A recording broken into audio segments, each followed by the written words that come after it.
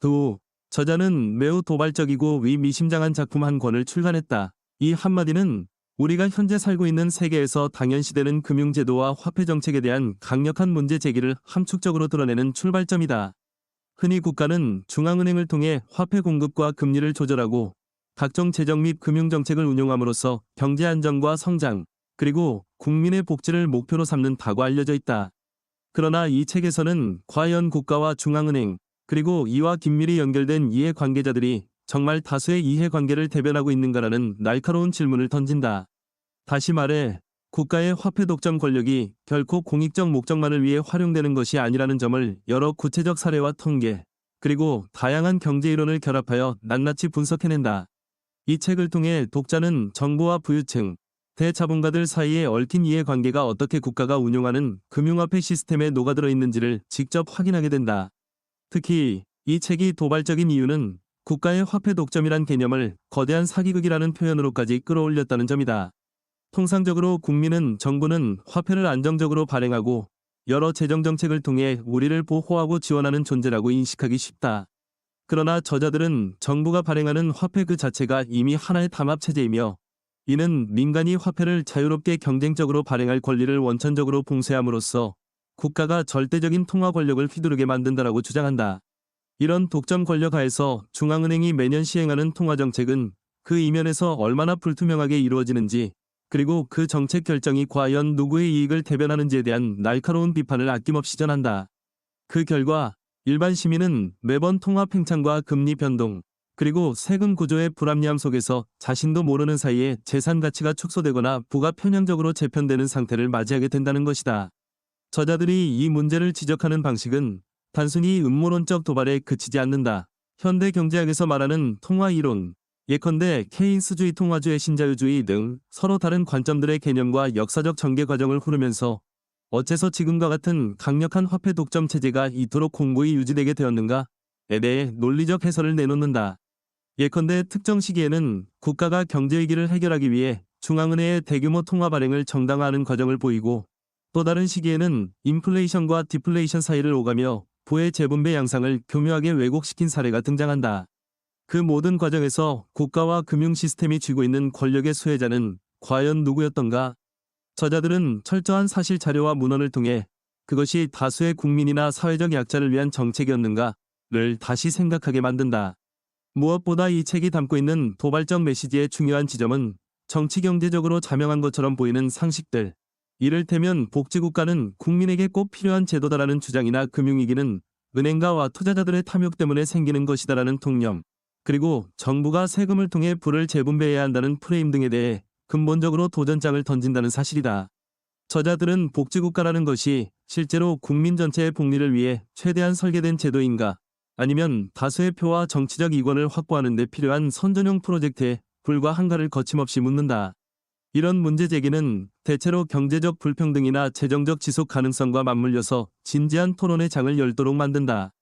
결과적으로 이 문단은 본 책의 근간을 이루는 화두인 정부가 독점하는 화폐 권력은 누구를 위해 작동하는가를 대서특필하고 있다.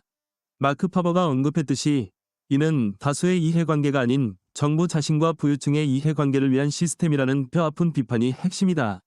이처럼 독점적 권력이 작동될 때 그 피해는 여러 형태의 간접세, 통화가치 하락, 재정정책의 후폭풍 등으로 서민과 중산층에게 고스란히 전가된다는 것이다.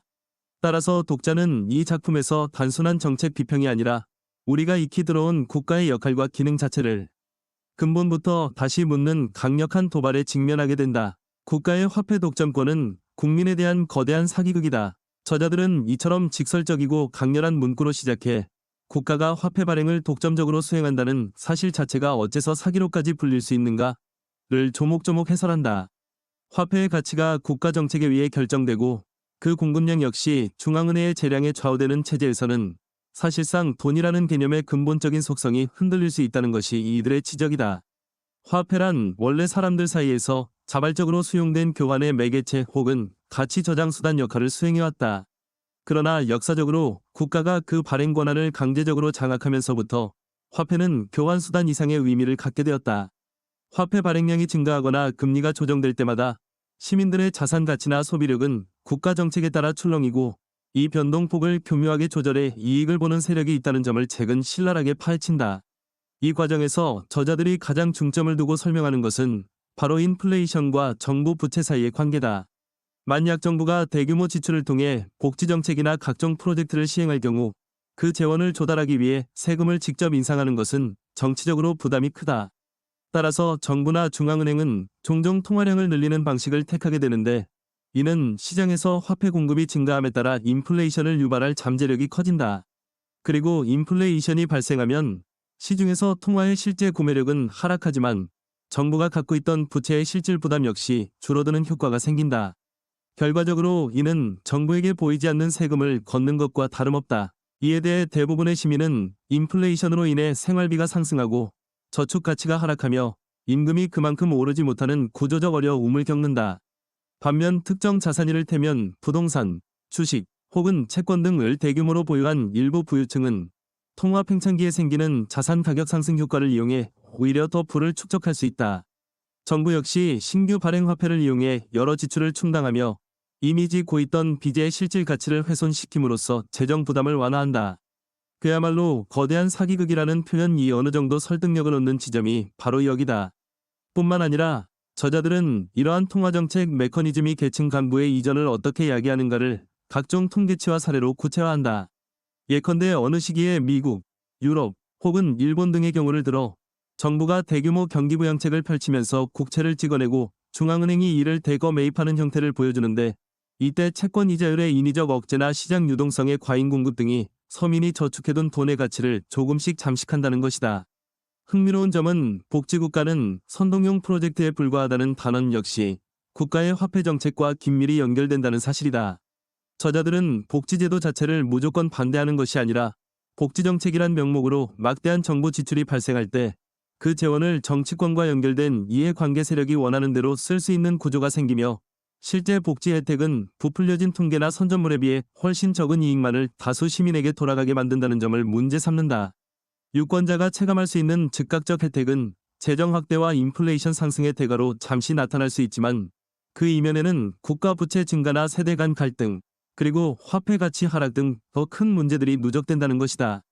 결국 이처럼 국가의 화폐 독점 권력이 가져다주는 기형적 구조 때문에 일반 시민은 점점 더 높은 세금과 물가 상승 혹은 금융 불안정에 시달리며, 그 사이에서 번영을 누리는 것은 국가 권력을 적극적으로 활용할 수 있는 소수와 부자 계층이라는 결론을 이 책은 내놓는다. 독자가 이 책을 절대적으로 읽을 만한 가치가 있다고 느끼는 이유는 이런 내용들이 단순한 추측이 아니라 실제 사례와 통계, 그리고 역사적 경험을 토대로 긴밀히 연결되어 있기 때문이다. 책 속의 정보는 개인이 전혀 몰랐던 현대 화폐 시스템의 숨은 단면을 대거드러내며, 우리가 당연하게 받아들이던 정책 결정 구조가 사실은 특정 계층에게 일방적으로 유리하게 설계되어 왔음을 예리하게 폭로한다. 복지국가는 선동용 프로젝트에 불과하다. 이 문장은 단연코 가장 충격적인 주장 가운데 하나다. 대개 복지국가에 대한 전통적 인식은 모두가 더 풍족하고 안정된 삶을 누리기 위해 국가가 적극적으로 개입하여 교육, 의료, 연금, 실업보험 등을 제공한다는 것이다. 그러나 이 책의 저자들은 이런 보편적 통념에 정면으로 도전한다. 이들은 복지정책 자체를 무가치하다고 부정하지는 않지만, 실제로 운용되는 과정에서 국가는 무한정의 재정을 가졌으니 뭐든 지원할 수 있다는 식의 환상을 팔아 정치 권력자의 인기를 유지하거나 선거에서 표를 얻기 위한 선심성 공약들이 난무하도록 만든다고 지적한다. 뿐만 아니라 이러한 복지정책을 재정적으로 뒷받침하기 위해서는 결국 국가가 더 많은 세수를 걷어들이거나 화폐 발행을 늘리는 수밖에 없다. 세금을 대폭 인상하면 국민의 반발이 거세게 일어나므로 정치인들은 주로 새로운 국채 발행이나 통화 팽창에 의존한다. 그렇게 되면 언젠가는 국가 부채가 감당하기 어려울 만큼 커지거나 또는 인플레이션이 심화되어 국민 생활이 위협받는 상황이 도래한다. 저자들은 이런 과정을 복지국가와 화폐 독점 권력의 교묘한 결합이라 부른다. 이러한 발상은 언뜻 보면 극단적인 시장주의 혹은 극우 경제사상을 떠올릴 수도 있다. 그런데 저자들의 주장은 단순히 복지국가를 없애라는 식의 일면적 호소가 아니다. 오히려 현행 복지체제가 정부와 중앙은행의 화폐 권력을 앞세워 운용되기 때문에 장기적으로 국민들에게는 오히려 높은 물가와 높은 세금, 그리고 국가부채 폭탄이라는 문제로 부메랑이 되어 돌아온다는 점을 강조한다. 그 과정에서 막대한 예산은 특정 이해관계자들에게 유리한 형태로 흘러가며 정작 필요한 계층에게는 겉보기에는 풍성해 보이지만 실제로는 제한적인 규모의 지원만 돌아간다는 것이다. 이 책에서 특히 흥미로운 부분은 20세기 초중반부터 오늘날에 이르기까지 서구 사회들이 펼쳐온 복지 정책이 가지는 역사적 뿌리와 그 이면을 추적하는 대목이다. 예컨대 대공황 시기나 2차 대전 후 재건 시기에 정부가 재정을 확대하며 복지 정책을 대대적으로 도입하는 것을 곁에서 부추긴 세력은 실제로는 금융업계와 대기업들이었다는 점을 지적한다. 정부가 복지정책이라는 명분 하에 대규모로 자금을 빌리거나 국채를 발행할 경우 이를 매입하고 이자 수익을 챙기는 주요 주체가 바로 은행과 투자자이기 때문이다. 이후에는 중앙은행이 인플레이션을 일으키며 화폐 가치를 희석시키더라도 이들은 자산 포트폴리오를 재빨리 조정함으로써 서민층보다 훨씬 유리한 방식으로 재산을 방어 혹은 불릴 수 있다. 그렇다면 이런 상황에서 가장 큰 희생을 치러야 하는 쪽은 누구일까? 다수 국민, 특히 중산층 이하가 해당된다. 세율 인상이나 물가 상승, 임금 정체 등에 시달리면서도 겉보기엔 복지 정책이 계속 확대되고 있으니 좋다고 생각하게 되는 역설에 빠진다. 이 책의 저자들은 그것이 바로 선동용 프로젝트라는 표현이 의미하는 바라고 말한다. 즉, 국민에게 어떤 형태로든 혜택이 돌아가는 듯 보이게 만들어 정치적 지지와 정당성을 얻으면서 실제 재정 운용 과정을 면밀히 뜯어보면 재정 지출이나 화폐 발행의 대부분은 정치 권력과 연결된 부유층이나 특정 이해관계자에게 큰 이익을 안겨준다는 것이다. 마크 파버나 다니엘 에케르트 같은 이들이 이 책에 대해 매우 도발적이라고 평가하는 이유도 여기에 있다. 이는 단지 정부나 정치인들이 부정부패를 저지른다는 차원이 아니라 정부가 발행하는 모든 화폐와 복지 정책이 근본적으로 취약한 구조 위에 세워져 있다는지 극히 근본적이고 불편한 진실을 들추어내기 때문이다. 그리고 그 모든 과정의 숨은 조력자로 정부와 중앙은행의 결탁 아래 작동하는 거대 금융 시스템이 있다는 사실을 이 책은 끊임없이 강조한다. 즉, 정부와 금융권, 그리고 거기에 편승한 여러 사회적 엘리트들이 함께 짜놓은 판이 바로 현재의 화폐와 복지 구조라는 것이다. 따라서 이 문단은 복지국가는 선동용 프로젝트라는 말이 단순한 선동이 아니라 실제 재정구조와 정치적 이익, 분배 과정을 살펴볼 때 나타나는 치명적인 허점을 짚어낸 것임을 보여준다. 독자로 하여 그렇다면 진정한 의미의 복지란 무엇인가? 국가가 화폐 독점을 포기하고 시장에서 다양하고 경쟁적인 통화 선택지를 허용한다면 복지 정책은 어떤 모습이 될 것인가? 를 상상하게 만드는 계기를 마련한다. 그리고 동시에 이런 반론적 사회의 과정에서 정부와 중앙은행의 역할을 전혀 없애자는 것이 아니라 그 권력이 지금처럼 독점적으로 수행되는 방식이 옳은지 다시 한번 묻도록 이끈다. 점점 늘어나는 경제적 불평등과 금융위기는 정말 은행가들에게 책임이 있는 것일까? 라는 질문은 오늘날 많은 시민들이 직감적으로 품고 있는 의문이기도 하다. 언론 보도나 대중적 인식에서 금융위기의 주범으로 종종 은행가와 투자자들의 탐욕을 지목하곤 한다. 물론 그들이 일정 부분 책임을 면할 수는 없겠으나 이 책의 저자들은 그들에게는 실은 그럴 만한 힘이 없다며 새로운 시각을 펼쳐 보여준다. 은행과 투자자는 어디까지나 국가가 허용한 범위 안에서 영업하고 이윤을 추구한다. 그렇다면 그 범위를 설정하는 궁극적 권력은 누구에게 있는가? 바로 국가와 중앙은행이라는 것이다. 예를 들어 금융기관의 지급준비율 정책, 금리 규제 또는 예금보험 제도 등은 모두 정부와 중앙은행이 세운 규범에 따라 작동한다. 은행의 대출 한도가 갑작스레 완화되거나 중앙은행이 양적 완화를 대규모로 시행해 시중에 유동성을 풀 때 은행가들은 그 규칙 안에서 자금을 굴리며 수익을 챙길 뿐이다. 물론 그 과정에서 무리하게 투자나 대출을 감행해 금융위기를 초래할 수 있지만 그 모든 것을 가능케 하는 제도적 환경을 디자인한 주체는 결국 국가라는 것을 이 책은 시종일관 강조한다. 이처럼 국가의 화폐 독점 권력이 사실상의 시장 규칙을 만들고 운영하기 때문에 불평등과 금융위기의 책임 구조 역시 국가가 자유로울 수 없다는 논리다.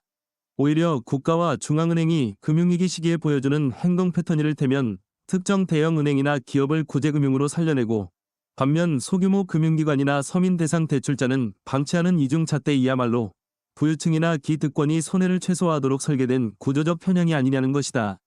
또한 금융위기가 잦아질 때마다 국가가 의회나 언론을 통해 위기를 수습해야 한다는 명분으로 통화량을 늘리고 부채를 확대해 재정을 투입하는 과정에서 결국 다시 서민과 미래세대에게 그 비용이 전가된다는 점도 놓쳐서는 안 된다. 저자들은 이러한 점들을 다양한 실증 사례로 보여준다. 예컨대 2008년 세계 금융위기 당시 미국 정부는 수조 달러에 이르는 구제금융 프로그램을 통해 대형 투자은행과 보험사 등을 구원해냈다. 이어서 연준은 제로금리와 양적 완화 정책을 장기간 유지함으로써 결과적으로 주가와 자산 가격을 끌어올렸고 대규모 자산을 가진 부유층의 부는 크게 늘어났다. 반면 일반 서민 가계는 실질임금 정체와 더불어 부채 부담이 줄어들지 않은 상태로 긴 시간 동안 불황의 충격을 몸소 견뎌야 했다. 이 책은 이를 두고 금융위기에 대한 책임은 결국 일반 시민이 지고 수혜는 부자들이 가져가는 메커니즘이라고 지적한다.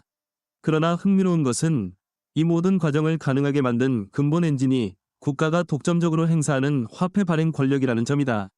시중은행이 과도하게 대출했든 투자은행이 부동산 담보부 채권을 무분별하게 유통했든 궁극적으로 그 대출과 채권을 뒷받침한 것은 국가가 인정해준 법화와 그를 기반으로 한 신용 시스템이 있기 때문이다. 중앙은행이 마음만 먹으면 시장에 방대한 자금을 쏟아부을 수 있고 정부의 국채 발행 역시 손쉽게 소화해낼 수 있는 힘을 지니고 있다면 금융기관들은 그 에코시스템 안에서 가능한 최대의 수익을 노리는 방향으로 움직이게 된다. 이는 매우 자연스러운 수순이다. 결과적으로 금융위기의 주범을 은행가의 탐욕으로만 몰아가면 정작 그들을 통제하거나 부추기는 제도적 환경을 수립한 국가에 대한 질타는 흐지부지되는 경향이 있음을 이 책은 경계한다. 이 책을 읽지 않고서는 우리가 사는 세상의 화폐와 금융 시스템이 작동하는 진짜 논리를 파악하기 어렵다고 말하는 토마스 마이어의 언급은 이런 맥락에서 해석할 수 있다. 실제로 책이 제시하는 근거들은 은행이 문제다 혹은 자본가가 문제다라는 구호만으로는 파악할 수 없는 더 깊은 구조적 원인이 국가의 독점적 화폐 시스템에 깔려 있음을 끈질기게 보여준다. 또한 이 문단은 화폐 독점을 기반으로 한 국가와 금융 권력의 결탁이 불평등을 심화시키는 경로를 재차 강조한다. 일견 불공정해 보이는 금융구조와 부의 편향적 분배가 사실은 합법적 메커니즘 위에서 돌아가고 있는 셈이다. 역설적으로 말하자면 법과 제도를 장악하고 있는 국가가 불평등 생성 과정의 가장 핵심적인 설계자이며 관리자이므로 그 책임을 다른 누구의 탐욕으로만 돌리기 어려운 것이다. 우리를 둘러싼 화폐와 금융 시스템을 제대로 이해하려는 사람이라면 반드시 이 책을 읽어야 한다. 토마스 마이어의 이 추천평은 바로 앞문단에서 언급된 금융위기와 불평등의 책임 소재가 어디까지나 국가의 화폐 독점권에 기인한다는 책의 주장과 일맥상통한다. 저자들의 목소리는 사실상 기존 경제학 이론의 여러 가지 부분을 재검토하게 만든다. 예컨대 주류 경제학 교과서에서는 통화정책은 경기 변동을 완화하고 인플레이션을 적절히 조절함으로써 경제의 안정과 성장을 또 모하는 역할이라고 기술한다. 하지만 이 책에서는 실제 정책이 어떤 이해관계에 의해 왜곡되거나 특정 집단에 유리하게 작동하는지를 낱낱이 파헤친다. 통화정책이 건전하게 유지된다면 금리 조정이나 화폐 공급 조절 등을 통해 경기 과열이나 침체를 억제할 수도 있겠지만 현실에서는 이를 설계 시행하는 주체가 언제나 공공의 이익만을 추구한다고 보기 어렵다는 것이다.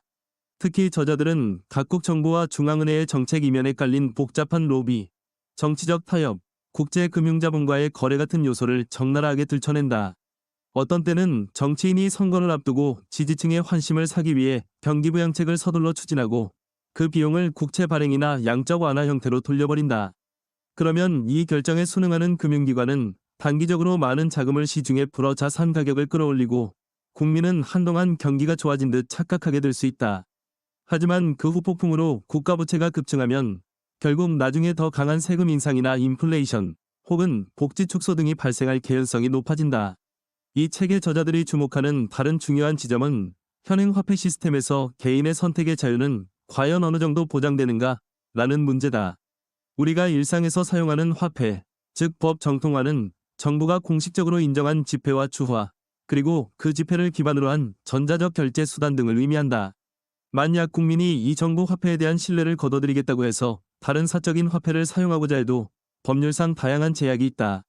가령 개인 간 거래에서 일부 암호화폐나 지역화폐 등이 쓰일 수는 있어도 대다수 세금 납부나 공공요금 등은 정부 화폐로만 가능하다. 저자들은 이것이야말로 국가의 독점적 화폐 발행 권력이 전 국민에게 일방적으로 관철되는 현실적인 증거라고 말한다. 따라서 우리 주변의 화폐와 금융 시스템을 제대로 이해하기 위해 이 책을 읽어야 한다는 조언은 단순히 금융 지식을 넓히는 차원을 넘어 이 시스템이 어떻게 우리의 삶과 미래, 그리고 자산의 가치를 변화시키고 있는지까지 종합적으로 고민할 기회를 준다는 의미가 된다. 이 책은 정치와 금융, 화폐와 복지, 그리고 자본주의가 전개된 역사까지 한데 엮으며 특정 주장이 아닌 다채로운 근거로 독자에게 강렬한 설득력을 행사한다. 또한 이 책은 단지 기존 제도에 대한 비판만을 늘어놓는 게 아니라 그렇다면 대안은 무엇인가? 라는 관점에서도 여러 아이디어를 제시한다. 여기에는 시장이 스스로 다양한 화폐를 발행유통할 수 있도록 허용하자는 제안, 중앙은행의 권력을 분산시키고 지역 단위의 결제 수단을 활성화하자는 방안, 심지어 암호화폐와 같은 새로운 기술이 국가 독점 화폐를 대체하거나 보완할 수 있는가에 대한 검토 등도 포함된다. 물론 이들 대안이 현실적으로 어떤 장애물과 가능성을 지니는지에 대해서도 이 책은 면밀히 따져본다. 결국 화폐란 정부가 정하는 것이고 복지국가는 국민에게 이익을 주며 금융위기는 시장 탓이다라는 기존의 통념의 미묘한 균열을 일으키는 것이 이 책의 가장 큰 특징이라 할 수 있다. 토마스 마이어가 언급했듯이 이 책은 화폐와 금융 시스템에 대한 우리의 이해를 한 단계 높임으로써 그동안 막연히 받아들였던 국가의 정권 행사에 대해 의문을 제기하도록 만든다. 그런 점에서 반드시 읽어야 할 책이라는 추천평은 결코 과장된 수사가 아니다. 부의 분배가 사회 정치적 최대의 관심사로 자리 잡은 시대의 두 저자는 모든 의문 중에서도 가장 핵심적인 화폐 시스템, 즉 돈에 대한 의문에 주목한다. 이것은 로날트 슈테페를레가 남긴 추천평의 주요 골자다. 오늘날 여러 국가에서 부의 양극화와 불평등 문제가 대두되고 그에 대한 해법으로 누진세 강화, 복지 확대 또는 자본가들의 과도한 이윤을 통제해야 한다는 목소리가 커지고 있다. 하지만 저자들은 정말 그렇게 해서 문제의 근원을 해결할 수 있을까? 라는 근본적 질문을 던진다. 그 이유는 화폐가 현재의 경제체제에서 거의 모든 거래와 가치 축적의 기초가 되기 때문이다. 돈을 벌기 위해 기업이 상품을 만들고 사람들이 그 상품을 소비하며 그 돈을 다시 투자하거나 저축해 자산을 형성한다. 이 일련의 과정에서 화폐는 단순한 교환 매개체가 아니라 그 사회가 운영되는 기본 골격이 된다. 그런데 그 화폐가 국가에 의해 독점적으로 발행되고 관리되며 그 정책이 누가 어떤 방식으로 결정하는지 불투명하다면 부의 분배 구조 역시 명백하게 왜곡될 수밖에 없다는 것이다. 또한 저자들은 실제 사례를 통해 화폐 시스템의 불투명성이 불을 재편하는 메커니즘을 반복해서 보여준다. 어느 시대든 정부가 재정 적자로 예산을 확대하고 중앙은행이 이를 뒷받침하는 형태의 통화정책을 펴면 초기에는 일시적인 경기부양 효과가 나타날 수 있다. 그러나 결국에는 그 부작용이 뒤따르고 인플레이션이 심화되거나 국제환율 변동이 발생하면 보통 사람들의 실질 소득이나 저축은 큰 타격을 입는다. 반면 부자들은 이 틈새를 이용해 금, 부동산, 주식, 채권 등 다양한 포트폴리오를 구성해 자신들의 자산 가치를 유지상승시키는 경우가 많다.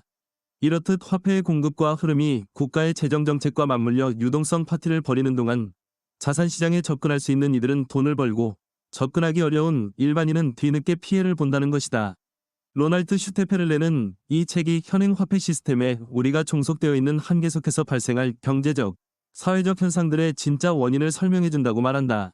이는 우리가 금융위기, 인플레이션 또는 복지부담 증가 등을 겪을 때마다 그 즉시 자본가들이 탐욕스럽다거나 정치인이 무능하다는 식의 구호를 외치기 전에 근본적으로 국가가 독점하는 화폐 시스템 자체를 먼저 들여다봐야 한다는 의미다. 특히 부의 분배 측면에서 이 책은 왜 같은 직장에서 열심히 일해도 몇 년 전보다 생활이 더 나아지지 않는가? 라는 개인적 고민부터 정부가 이렇게 많은 복지 예산을 쏟아붓는데도 불평등이 심화되는 이유가 무엇인가? 라는 사회적 질문에 대한 답을 제시한다. 답은 간단치 않지만 핵심은 통합 팽창이 지속되면 저축 금액의 실질 가치가 떨어지고 실물자산이나 금융자산에 일찍 진입한 사람만이 이득을 얻는다는 구조적 편향이 있다. 이는 결국 국가가 관리하는 화폐 시스템에서 그 발행과 운영 방식이 투명하지 않고 중앙은행이 특정 이해관계자에게 유리하게 정책을 펼칠 때 발생하는 위험이다. 이 책이 여러 나라에서 관심을 끌고 논쟁을 일으키는 이유도 바로 이 지점에 있다. 책이 보여주는 사례들은 특정 국가만의 문제가 아니라 세계 대부분의 국가가 근대에 들어와 국가가 화폐를 독점하고 중앙은행을 통해 통화정책을 운용하는 구조를 채택하면서 공통적으로 겪고 있는 문제라는 것이다. 국가마다 그 형태와 정도가 다르긴 해도 본질적인 논리는 동일하다. 따라서 독자들은 국가 간 경제정책의 차이를 넘어 국가 독점 화폐 시스템이라는 공통된 기반이 어떻게 불평등과 위기를 야기하는지 큰 틀에서 이해할 수 있게 된다. 결과적으로 우리는 왜 항상 부유층에 비해 불리한 위치에 처해 있는가? 라는 평범한 시민의 푸념은 시장이 불공정하게 돌아가서라는 답만으로 해결되지 않는다는 것을 이 책은 지적한다.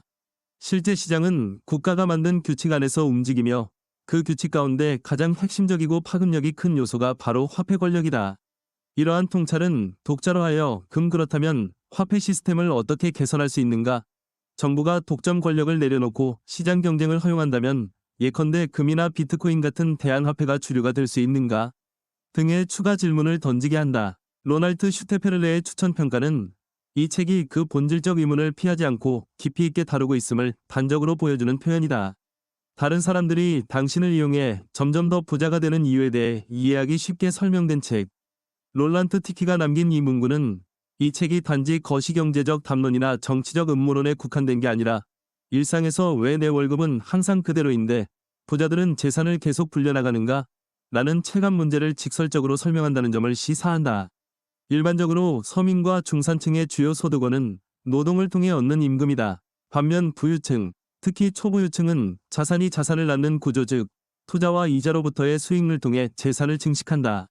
이 차이는 이미 잘 알려져 있지만 이 책은 그 배후에 국가와 중앙은행이 설계해 놓은 화폐금융 메커니즘이 있음을 한층 더 자세히 보여준다. 이를테면 통화팽창 국면에서 자산 인플레이션이 일어나면 부유층은 자신이 보유한 부동산과 주식 혹은 기타 실물 자산의 가치가 단숨에 뛰는 장면을 목도한다. 반면 임금 근로자나 소상공인, 자영업자들은 물가 상승에 맞춰 실질소득이 오르지 않기 때문에 점점 더 상대적 빈곤감을 느낀다. 설상가상으로 인플레이션이 두 자릿수를 넘어가면 저축의 가치가 빠르게 떨어지는 바람에 원래는 몇 년간 저축해두면 내 집 마련을 할 수 있으리라 기대했던 이들이 크게 낙담하게 된다. 결국 다른 사람들, 특히 부유층이 내 노동과 납세를 통해 점점 더 부유해지는 것 같다는 인식이 확산된다.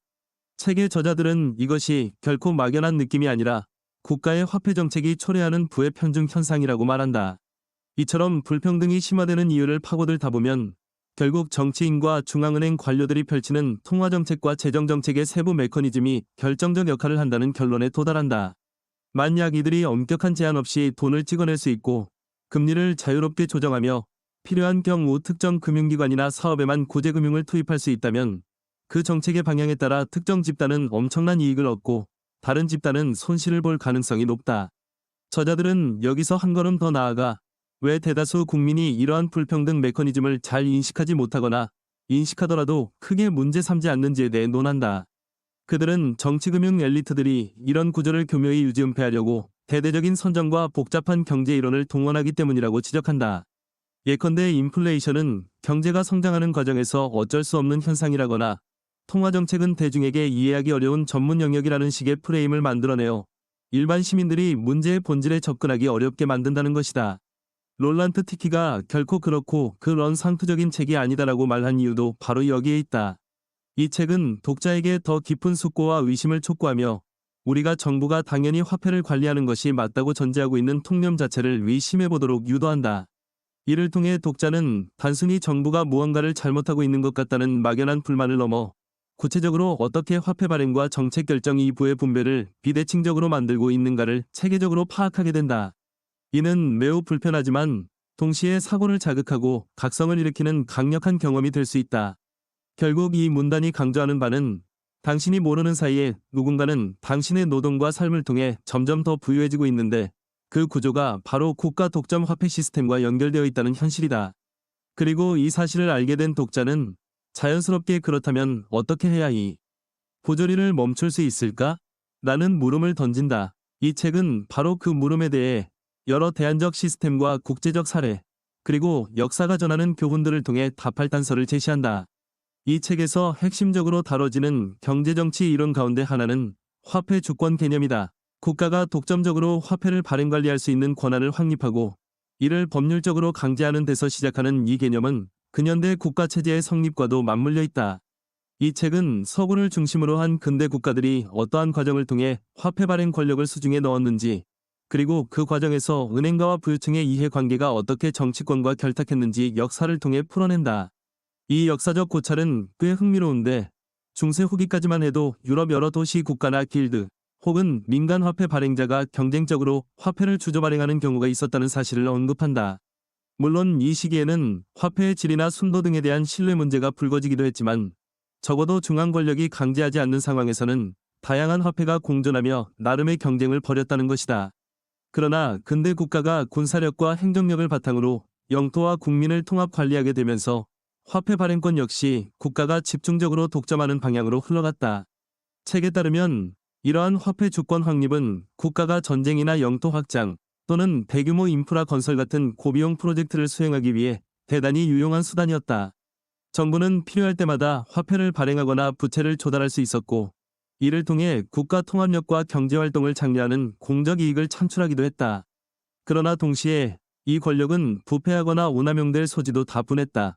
특정 왕이나 정부가 국가 부채를 상환하기 어려워지면 화폐 단위를 재조정하거나 금속 성분 비율을 달리해 화폐 가치를 실질적으로 떨어뜨려 채무 부담을 완화하는 방식이 반복되어 왔다는 것이다. 현대에도 이런 패턴은 그대로 남아있다. 오직 그 양상이 조금 더 복잡해졌을 뿐이며, 예컨대 20세기에는 중앙은행의 역할이 중요해지면서 지폐나 동전의 실물적인 가치보다도 채권, 어음, 금융상품을 포함해 한층 다층적인 신용체계가 발전했다.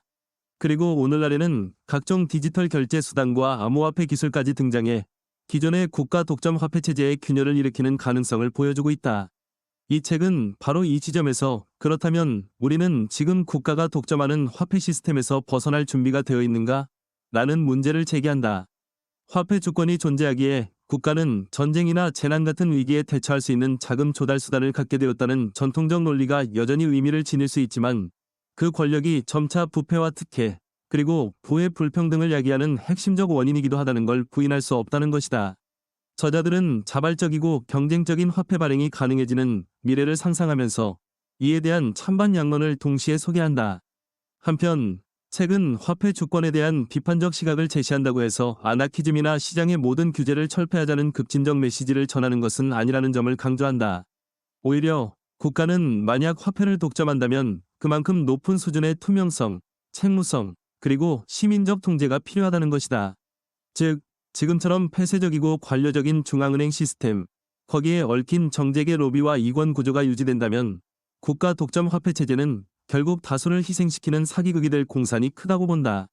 결국 이 문단은 책의 주장이 단순히 정부는 무조건 악, 화폐는 민간에게만 맡겨야 한다는 식이 아니라 국가 화폐 독점이 야기하는 구조적 문제를 사실에 근거해 폭로하고 개혁 또는 대안의 가능성을 다양하게 모색하는 데 목적이 있음을 보여준다.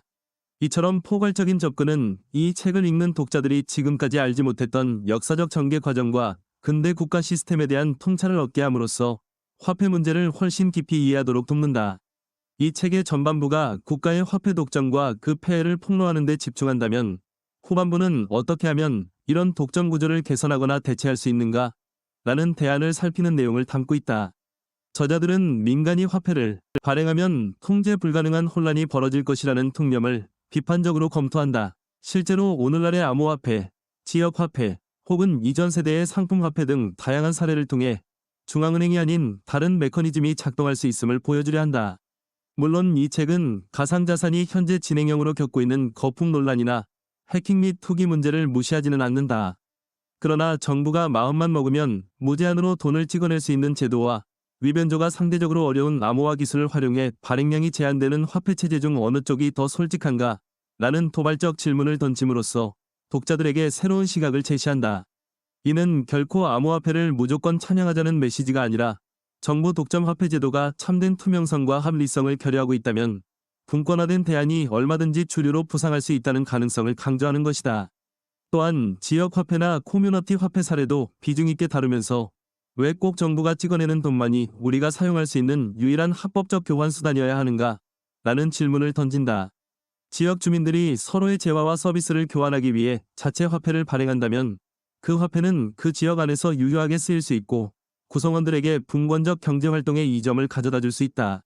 물론 이 시스템이 장기적으로 확장될 때 발생할 수 있는 문제점과 한계를 신중히 분석해야 하겠지만, 최소한 국가화폐만이 절대적으로 유일한 교환 매개체가 될 필요는 없음을 시사한다.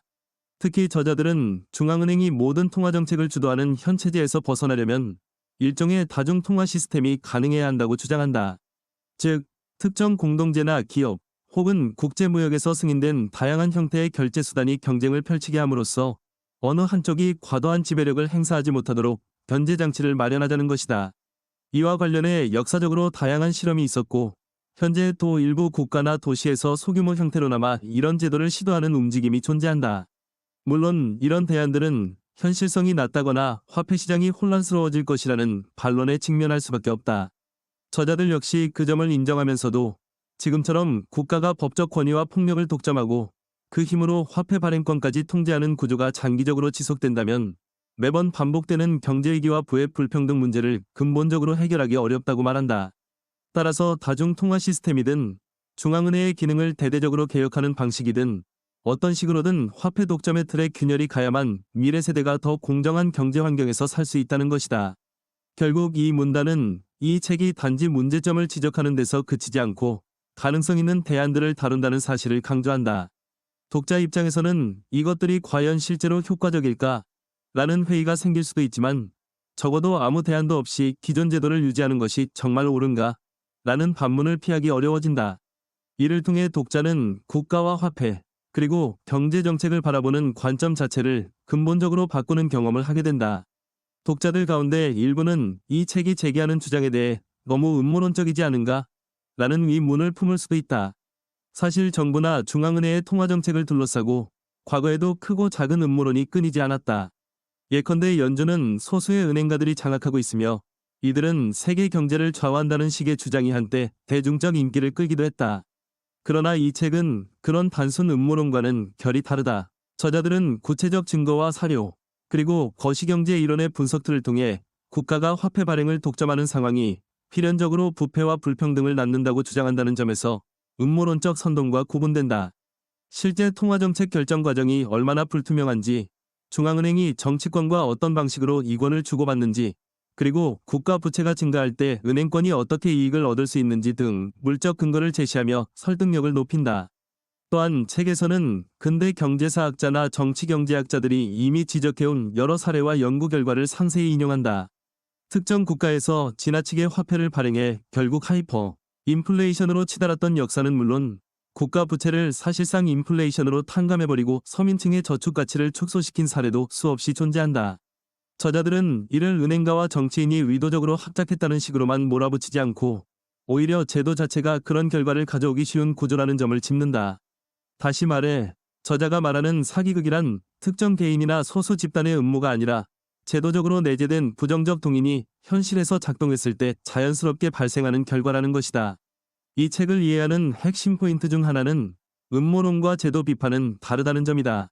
음모론은 종종 근거 부족 상태에서 누군가를 악의 축으로 설정해 모든 문제를 설명하려 하지만 이 책의 저자들은 제도 자체의 동악에서 비롯되는 구조적 모순을 주로 다룬다. 예를 들어 정부는 경제위기를 극복하기 위해 단기적 부양책을 선호하고 금융기관은 그 정책에 맞춰 이익을 극대화할 전략을 쓴다는 식의 현실을 통해 결국 시민 다수가 장기적으로 피해를 입는 시나리오가 자주 반복된다는 것이다. 그래서 이 책은 독자에게 어느 순간 드러나게 될 음모 세력을 색출하라는 식이 아니라 지금의 화폐 시스템이 이런 결말을 낳을 수밖에 없는 구조라면 어떻게 바꿀 것인가? 라는 질문으로 귀결된다.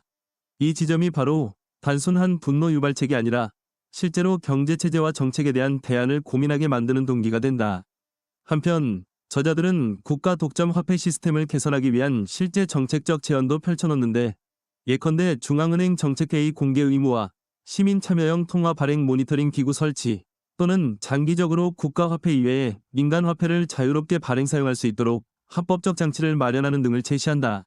이는 정부와 중앙은행을 완전히 폐지하자는 극단적 주장이 아니라 현 체제에서 가장 해롭다고 지적되는 밀실 결정 방식과 소외계층 편향을 최소화하기 위한 현실적 방안에 가깝다. 결국 이 문단은 이 책이 음모론으로 치부될 만한 요소와 제도 비판으로서의 학술적 경험적 근거를 구분지으며 자신들의 주장을 논리적으로 뒷받침하기 위해 풍부한 자료와 역사를 동원하고 있음을 설명한다. 독자가 이 책을 읽다 보면 음모론은 그저 자극적인 해석일 뿐 실제 시스템 문제는 훨씬 더 구조적이고 복합적이라는 사실을 깨닫게 된다. 돈에 대한 깊은 숙고와 의심뿐만 아니라 독서를 자극하고 활성화하는 책이다. 롤란트 티키의 이 평가는 이 책이 단지 학술적인 지식 전달을 넘어서 독자 스스로가 화폐와 금융의 본질을 사유하도록 만든다는 점을 부각한다. 흔히 돈은 우리 일상에서 너무나도 당연하게 쓰이기 때문에 그 근본적 작동 원리나 발행 주체에 대해 깊이 생각해 볼 기회가 많지 않다. 그러나 이 책을 읽다 보면 과연 우리가 사용하는 이 지폐와 통전, 그리고 계좌 잔고는 어떤 과정을 거쳐 발생하고 소멸하는가? 라는 철학적 질문으로까지 자연스럽게 이어진다. 화폐론이라는 학문 분야는 오래된 역사를 지니지만 대중적으로는 그리 친숙하지 않다. 많은 사람들이 경제학을 공부한다고 해도 대부분은 미시거시 경제의 기본 이론 또는 경영학적 응용에 집중할 뿐 화폐가 어떻게 탄생했으며 어떤 과정을 통해 이 가치가 유지되는지 그리고 국가와 개인 사이에서 화폐가 어떤 역할을 하는지에 대해서는 구체적 관심을 두지 않는 경우가 많다. 이 책은 바로 그런 인식의 공백을 메우며 독자로 하여 금 정말 화폐란 무엇인가? 국가는 왜 그것을 독점하는가? 라는 근원적인 질문을 던지게 한다. 특히 책 곳곳에서 화폐란 정치적 사회적 구성물일 뿐만 아니라 심리적 신뢰에 기반을 둔다는 점을 강조한다. 화폐가 가치를 지니려면 사람들이 그 가치를 믿어줘야 한다. 그런데 만약 국가가 지나치게 화폐를 발행하여 인플레이션을 일으키거나 국민들이 정부를 신뢰하지 않게 되면 그 화폐는 단숨에 휴지 조각이 될 위험도 있다. 역사적으로 하이퍼 인플레이션 사례나 부정부패로 인해 국가가 재정 파탄에 이른 사례에서 화폐 가치가 급락하는 장면은 이 점을 극명히 보여준다. 반면 암호화폐나 민간 발행 화폐는 국가의 신뢰에 기대지 않는 대신 기술적 안전성과 참여자들의 합의에 따라 가치를 유지하려 한다. 이는 또 다른 형태의 신뢰 시스템이라 할 수 있다. 따라서 화폐라는 것이 결국 누구를, 무엇을 믿는가의 문제라는 사실을 깨달으면 국가가 독점하는 화폐 체제 또한 절대적이지 않고 특정한 권력관계가 유지되는 한시적 구조임을 인지하게 된다. 이 책이 독자를 자극하고 활성화한다는 평가는 바로 이런 깨달음에서 비롯한다. 우리가 당연시하던 화폐 체제야말로 사실은 매우 정치적이고 또한 불평등과 위기를 증폭시킬 수 있는 잠재력을 품고 있다는 인식은 독자에게 지적 충격을 줄 뿐만 아니라 앞으로의 삶과 경제활동, 그리고 정치 참여에 대한 관점을 크게 바꿀 수 있다. 예컨대 정부의 부채는 결국 나라 전체의 부담이니 정부가 적절히 통화정책을 행사하는 것은 당연하다는 식의 기존 상식을 더 이상 무비판적으로 수용하기 어렵게 만드는 것이다. 저자들은 이런 지적각성을 독려하면서도 한편으로는 그렇다면 국가가 화폐를 완전히 포기해야 하느냐? 라는 질문에 대해 즉답을 피한다. 그보다는 독자에게 지금의 시스템에서 최소한 제대로 된 민주적 감시와 투명성이 보장되고 있는가를 먼저 돌아보라고 요구한다.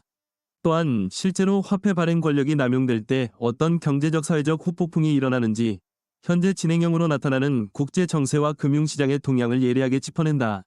이는 단순히 정부 비판에서 멈추지 않고 미래를 내다보면서 어떤 식으로 시민이 행동하고 대안에 참여할 수 있을지를 깊이 고민하게 만든다.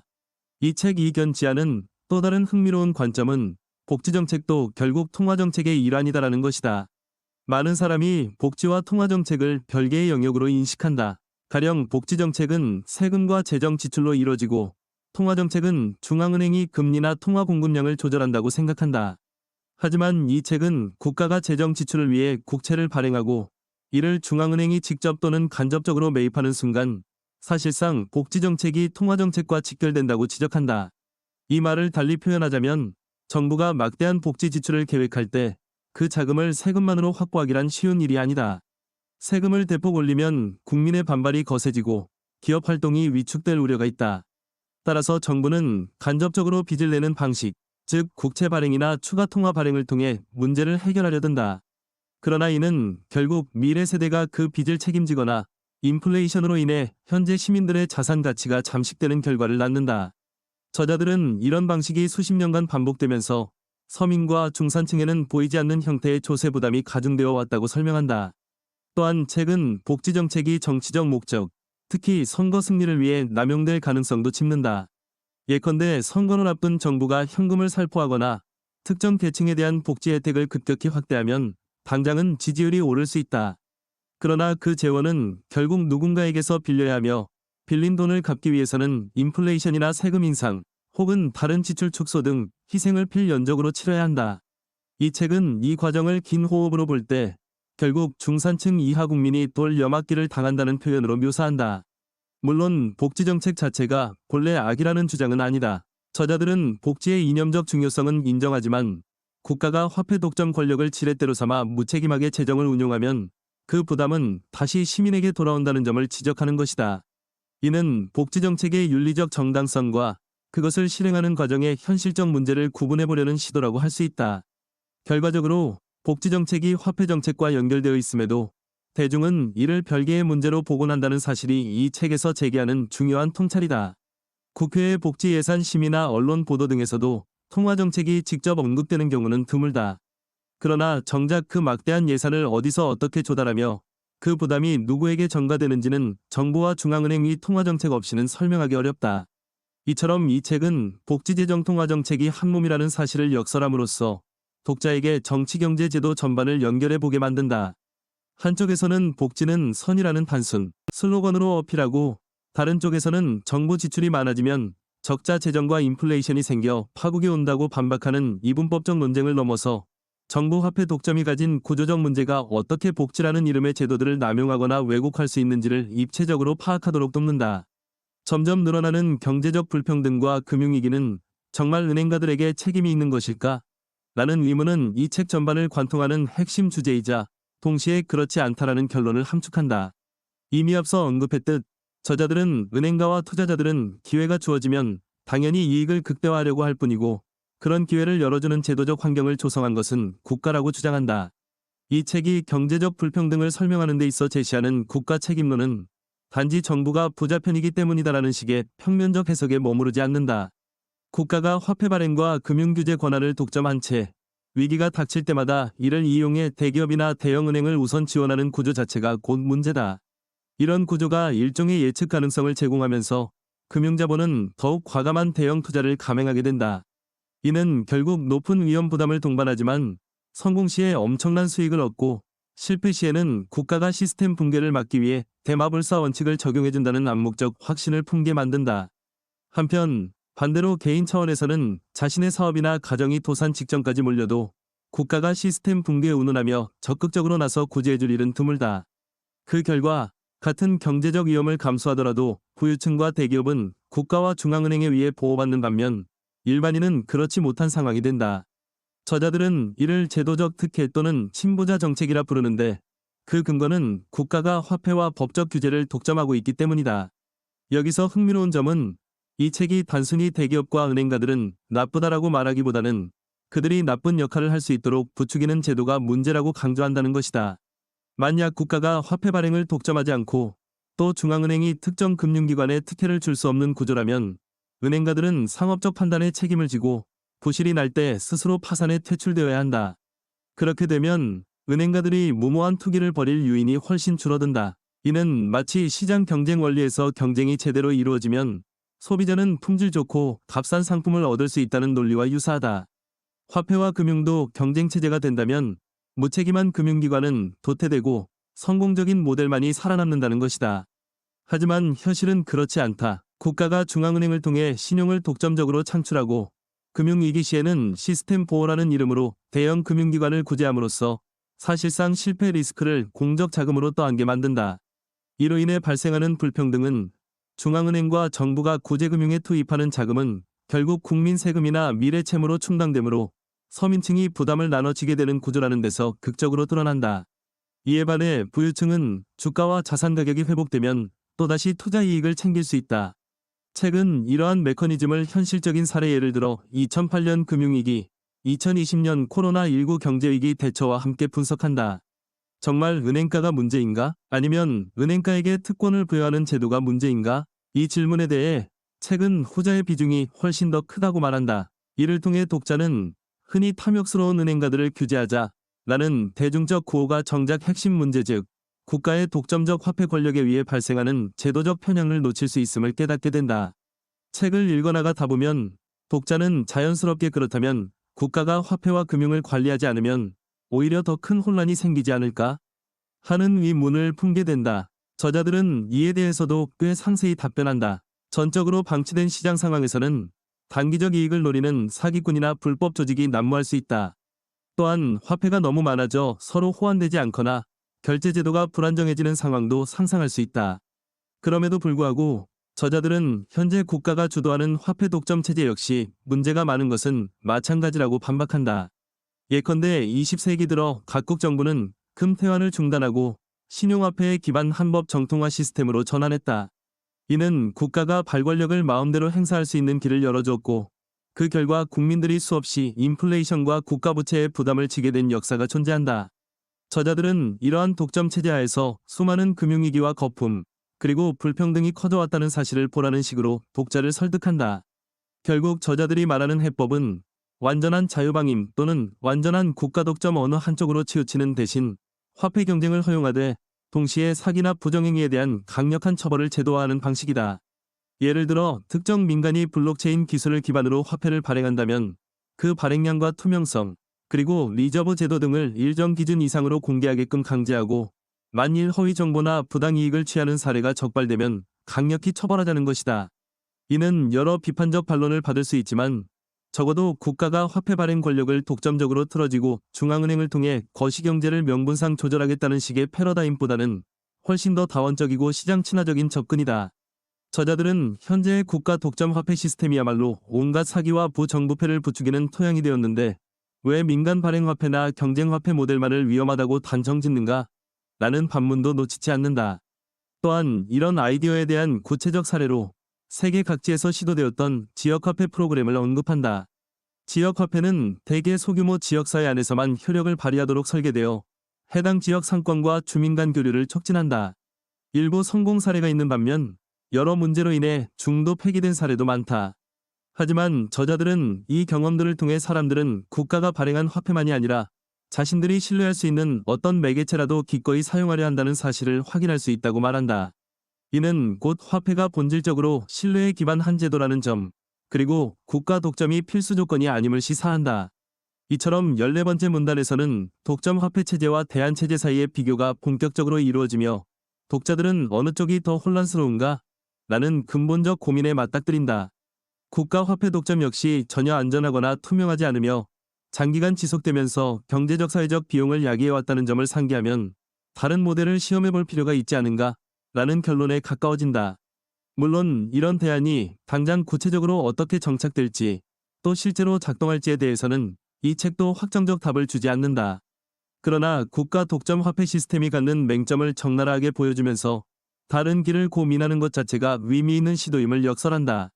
다니엘 에케르트가 말하듯 이 책은 현 시대에 정치 경제적으로 자명한 것으로 받아들여지는 것들에 맞서 도전장을 내밀며 우리에게 입장 표명을 촉구한다. 이는 이 작품의 또 다른 중요한 특징을 잘 나타낸다. 즉, 저자들은 책 내내 무수한 통계, 학술 이론, 역사 사례를 제시해 현행 화폐 시스템의 문제를 설명하지만 동시에 독자 개인의 윤리적 정치적 태도까지도 점검해 보도록 만든다. 예컨대 우리가 국가의 화폐 독점을 어느 정도까지 허용해야 하는가, 혹은 복지정책 확대를 지지하면서 그 재원을 어떻게 마련하는지에 대해서는 어떻게 생각하는가, 금융위기가 발생했을 때 국가가 특정 기업과 은행을 구제해도 괜찮은가, 이런 문제들은 결국 시민 개인이 자신이 신념과 이해관계에 따라 입장을 취해야 하는 정치적 이슈다.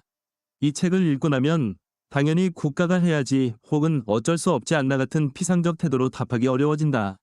저자들은 이러한 주제에 대해 독자에게 직접 결론을 강요하지 않는다. 오히려 만약 어떤 정부가 복지정책을 공약으로 내걸고 대규모 지출을 통해 이를 달성하겠다고 할 때 그 돈은 과연 어떻게 조달되는지 묻고 그 후폭풍이 무엇인지 알려주는 정치인이 있는가를 생각해보라는 식이다. 또 금융위기가 터졌을 때 당신은 시스템 붕괴를 막기 위해 대형은행을 구제해야 한다고 지지할 것인가? 아니면 시장 원리에 따라 부실 은행을 파산시켜야 한다고 생각할 것인가? 라는 질문을 독자에게 던진다. 이처럼 책은 단순한 경제 이론 서나 정치 비평서를 넘어 독자로 하여 자신의 가치관과 논리를 스스로 점검하게 만드는 철학적 성찰의 장을 마련한다. 현실 세계에서 우리는 화폐를 쓰면서 정부의 정책에 세금을 내며 금융기관과 거래한다. 이는 매우 구체적인 생활행위이지만 그 배후 구조에 대한 성찰은 대부분 소홀히 한다. 저자들은 이 점을 바로잡기 위해 책 전반을 통해 지묘하게 질문을 던지는 방식을 취한다. 이 과정에서 도발적이고 흥미진진한 문체와 예시들이 적절히 가미되어 지루함 없이 읽히도록 구성된 것도 특징이다. 책 속에는 정부의 화폐 독점권은 국민에 대한 거대한 사기극 같은 직설적인 문장이 반복해서 등장한다. 이는 독자의 감정을 자극하기도 하지만 그 뒤에 이어지는 풍부한 분석과 사례들이 단순한 선동이 아님을 보여준다. 오히려 저자들은 이렇게 표현하지 않으면 독자들이 현실의 문제를 심각하게 받아들이지 않을 수 있다며 강한 어조를 통해 경각심을 일깨우려 한다. 결국 15번째 문단은 이 책이 독자에게 제시하는 입장 표명 요구가 결코 가벼운 것이 아님을 보여준다. 국가의 역할과 화폐의 본질, 복지와 금융위기, 그리고 개인의 자유와 책임이라는 무거운 주제를 한꺼번에 다룰 수밖에 없다는 점에서 이 책을 읽고 나면 누구나 적어도 한 가지 이슈에 대해선 이전과 달리 새로운 관점을 갖게 될 가능성이 높다. 이 책에서 저자들은 또 하나의 중요한 개념, 즉 화폐의 탈국가화를 소개한다. 이는 유명 경제학자 프리드리히 하이에크가 제안한 아이디어에서 기원한 것으로 국가가 화폐 발행을 독점하지 않고 경쟁적으로 여러 발행 주체가 통화를 발행해 시장에서 그 가치를 인정받도록 하자는 구상이다. 물론 이는 이상적 이론일 뿐 실제로는 실현 가능성이 낮다고 보는 견해가 많다. 그러나 저자들은 오늘날 기술 발전과 글로벌화가 진행된 상황에서 더 이상 화폐가 국가 경계를 절대적으로 따를 이유가 있는가? 라는 반문을 제기한다. 이미 국제금융시장에서는 자본이 국경을 넘어 자유롭게 이동하고 사람들이 암호화폐나 전자지갑을 통해 다양한 형태의 교환 수단을 쓰고 있다. 이런 환경에서 국가가 옛날 방식대로 지폐와 동전을 발행해 법정 통화 지위를 부여하는 것만으로는 충분하지 않을 수 있다는 것이다. 탈국가화된 화폐가 등장할 경우 소비자들은 여러 통화 중에서 안정적이고 사용하기 편리한 것을 선택해 쓰게 될 것이며 경쟁에서 뒤처지는 화폐는 자연스럽게 도태될 것이다. 저자들은 이것이 국가가 통화 정책을 남용하는 것을 막는 강력한 견제 장치가 될 수 있다고 주장한다. 왜냐하면 국가가 지나치게 돈을 찍어내 인플레이션을 일으키면 시민들은 곧바로 다른 대안화폐로 옮겨갈 것이기 때문이다. 이렇게 되면 국가 입장에서는 자기 통화를 함부로 조작하기 어려워진다. 반면 비판론자들은 화폐의 탈국가화가 지나치게 진행되면 금융 안정성이 깨지고 거대한 자본이 투기 세력에 의해 가볍게 조종될 위험이 커진다고 주장한다. 또한 국가가 전쟁이나 경제위기 등 긴급 상황에서 자금을 동원하기 어려워질 수 있다는 우려도 제기된다. 저자들은 이러한 비판도 상세히 소개하면서 결국 문제의 핵심은 국민이 국가 화폐를 신뢰하지 못할 정도로 정책이 왜곡되는 상황이라고 되받아친다. 다시 말해 화폐 탈국가화는 최선의 모델이라기보다는 국가 화폐 독점이 너무나 부패했을 때 사람들이 택할 수밖에 없는 대안일 수 있다는 것이다. 현대 경제체제에서 다른 주체들도 화폐를 발행할 자유가 있다고 상상해보면 이는 상당히 급진적인 아이디어다. 정부가 강제하지 않아도 시장이 스스로 가치 있다고 여기는 통화가 확산되는 자생적 질서가 가능하다는 전통적 자유주의 이론이 이 책에 깔려 있음을 알 수 있다. 그러나 저자들은 실제로 그것이 완전한 유토피아가 아니라 충분히 시도해볼 만한 선택지라고 본다. 결국 이 문단을 통해 독자는 국가가 화폐를 독점한다는 것은 어디까지나 인위적 설정일 뿐 역사적으로 당연한 것이 아니라는 새로운 시각을 접한다. 많은 사람이 나라가 화폐를 발행하고 통화정책을 총괄하는 게 너무나 당연하다고 생각하지만 이 책은 그 당연함 뒤에 숨어있는 수많은 문제들이 지금도 우리 삶에 악영향을 미치고 있다고 지적한다. 그리고 화폐 탈국가화 논의는 그렇다면 정말 대안을 모색할 의지가 있는가? 라는 물음을 다시 독자에게 던지는 계기가 된다.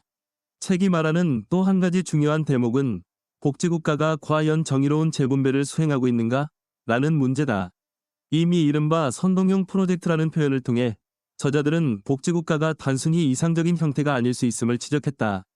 하지만 여기서 더 나아가 설령 복지정책이 실제로 빈곤층을 돕는다고 해도 그 재원을 화폐 발행이나 국가 부채로 충당한다면 궁극적으로 사회적 약자를 더 길게 고통스럽게 만들 수 있다고 주장한다. 예컨대 최저 생계비를 지원하는 복지 프로그램이 있다고 해보자.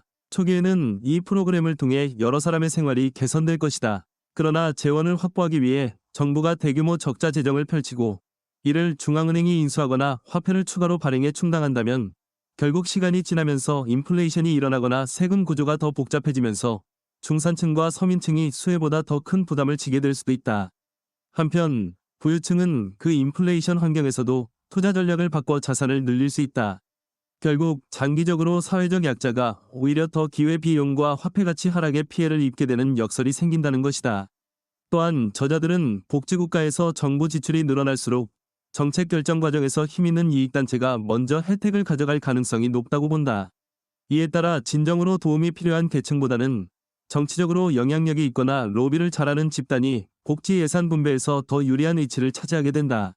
이런 구조가 누적되면 복지국가의 이상이 무색해지고 결국 세금은 폭넓게, 혜택은 소수에게라는 결과로 귀결될 수 있다. 저자들이 이처럼 복지국가의 역설을 강조하는 이유는 현행 국가 독점 화폐 체제가 의도하는 바가 진정 다수 국민을 위한 것인지 의문을 제기해야 한다는 메시지를 강화하기 위함이다. 복지국가를 외치는 정치인이나 이를 지지하는 국민 대다수도 결국 어떤 형태로 재원이 조달되고 그 후폭풍은 무엇인지까지 깊이 파고들지 않는 경우가 많다. 저자들은 이 책을 통해 국민들이 왜 우리는 계속해서 세금 부담과 물가 상승에 시달리는가? 라는 물음을 던졌을 때 가장 먼저 돌아봐야 할 대상이 화폐 독점 구조라고 말한다. 이른바 사기의 메커니즘은 정부가 우리는 당신을 위해 복지를 확대하고 양적 완화를 통해 경제를 살리겠다는 당근을 내미는 동시에 그 대가로 국민 전체가 지속적인 인플레이션과 부채에 시달리게 만드는 방식으로 작동한다. 이는 역대 수많은 국가가 반복해온 전형적 수순이라는 것을 최근 역사적 사례를 들어 설명한다. 결국 국가가 화폐를 독점하고 무제한 발행할 수 있다면 겉보기에 멋진 복지제도를 얼마든지 공짜처럼 보이게 만들 수 있다. 그러나 그 비용은 결코 사라지지 않고 서민과 미래 세대가 조금씩 나눠 짊어지게 된다는 점이 저자들의 핵심 주장 중 하나다. 따라서 이 17번째 문단은 복지국가가 가진 선한 이미지를 다시금 의심해봐야 하는 이유를 구체적으로 제시한다. 이는 자칫 복지는 잘못됐다는 극단적 메시지로 오인될 수 있으나 책 전반의 맥락을 보면 저자들은 복지 자체를 반대하기보다 화폐 독점 시스템을 기반으로 한 복지 확대가 가져오는 악영향을 지적하는 것에 무게를 둔다.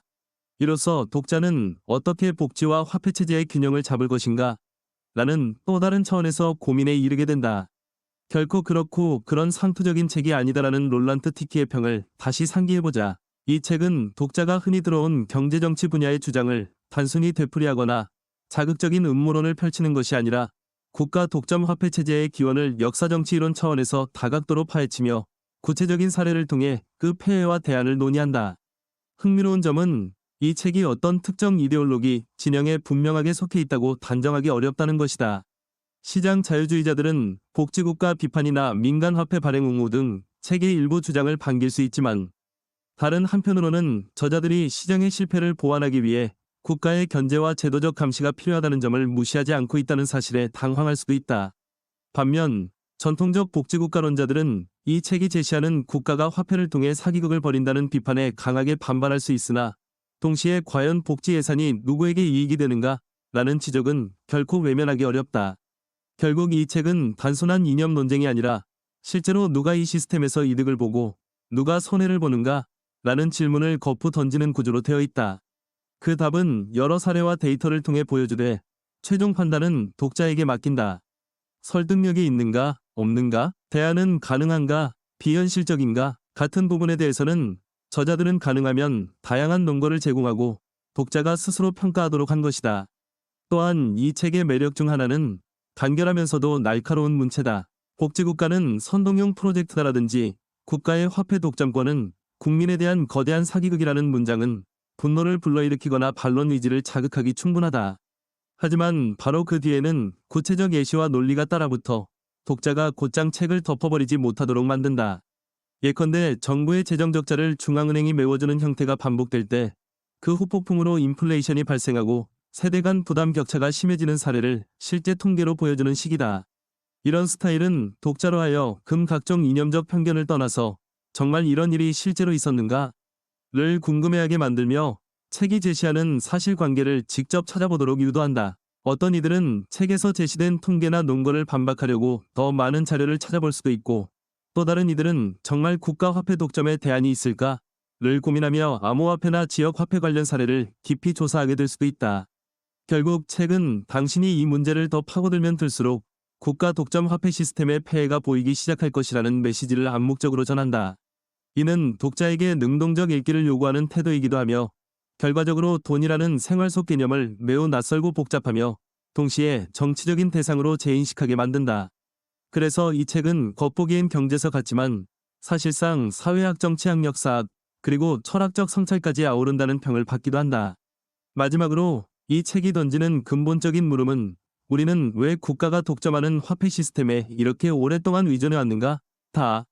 인류 역사상 화폐는 항상 권력과 밀접한 관련을 맺어왔다. 고대 제국시대의 황제들은 동전 주조를 독점했고 중세왕들은 화폐의 가치 조작을 통해 전쟁 비용을 마련했다. 근대에 이르러 국민국가가 확립되면서 중앙은행을 통해 일화된 화폐 정책이 주요 국가 운영 수단이 되었다. 이 책은 이러한 역사적 경로의존성을 인정하지만 동시에 그렇다고 해서 그것이 영원히 옳거나 불가피한 것은 아니다라고 말한다. 오늘날은 인터넷과 디지털 기술이 발달해 굳이 국가가 아니더라도 안전하고 투명하게 거래를 기록하고 검증할 수 있는 장치들이 늘어나고 있다. 또한 글로벌 무역 확대로 인해 국가별로 일관된 통화 정책을 유지하기가 점점 어려워지고 있다. 그럼에도 불구하고 수많은 시민은 그래도 결국 정부가 화폐를 책임져야 한다며 현재 시스템을 지지한다. 저자들은 이러한 태도가 익숙함과 두려움에서 비롯된다고 분석한다. 수세기 동안 국가가 화폐를 발행해온 만큼 대부분의 사람은 정부 화폐 말고 다른 대안을 상상하기 어렵다. 또한 국가가 이탈하면 그 공백을 투기꾼이나 사기꾼이 메울 것이라는 불안이 있다. 저자들은 이를 부패한 정치인과 결탁한 중앙은행에게 계속 속아가면서도 그래도 그들이 없으면 세상이 더 혼란스러울 것이라 믿는 역설이라고 표현한다. 이는 결국 학문적 이념적 접근을 넘어 심리적 차원의 문제이기도 하다. 화폐는 가치 교환의 매개체일 뿐 아니라 사회적 안정과 신뢰의 기반이다. 국가 화폐를 포기한다는 것은 곧 국가를 포기하는 것처럼 느껴질 수 있다.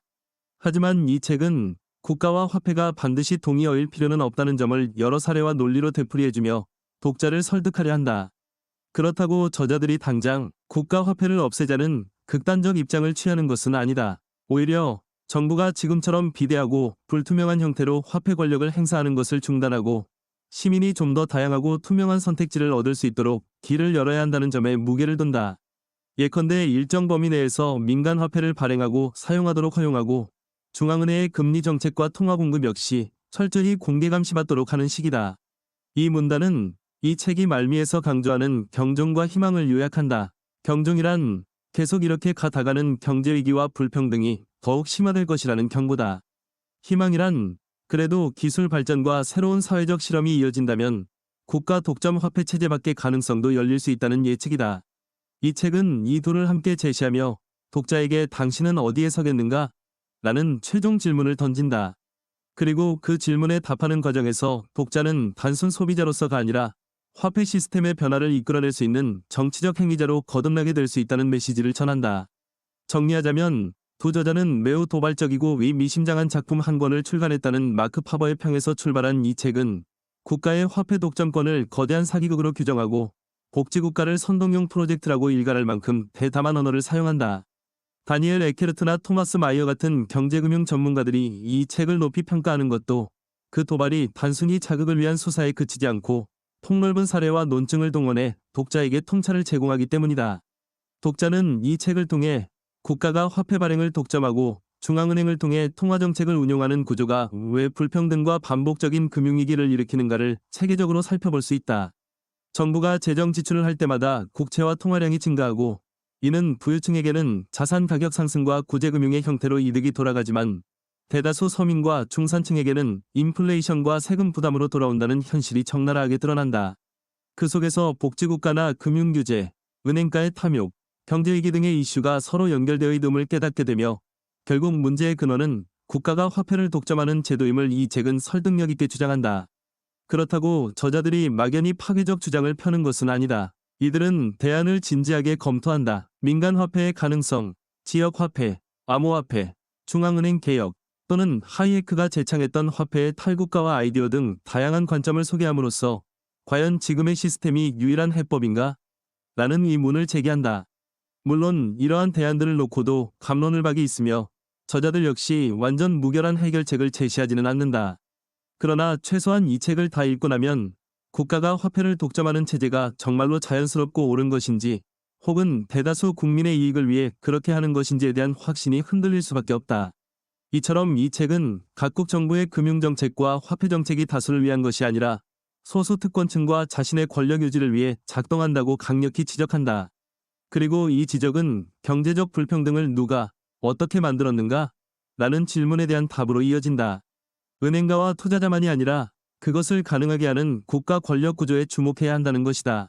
이 책을 절대적으로 읽을 만한 가치가 있다는 마크 파버의 판단은 아마도 이처럼 기존 상식을 뒤집고 독자로 하여 근본적 질문을 던지도록 유도하는 힘에서 나오는 것일 터다. 결국 두 저자가 펼쳐 보이는 메시지는 단순히 정부가 잘못한다거나 부자를 옹호한다는 차원을 넘어 화폐와 재정이 정치적 사회적 권력의 핵심 도구이자 불평등의 중추가 될 수 있다는 사실을 파고드는 데 있다.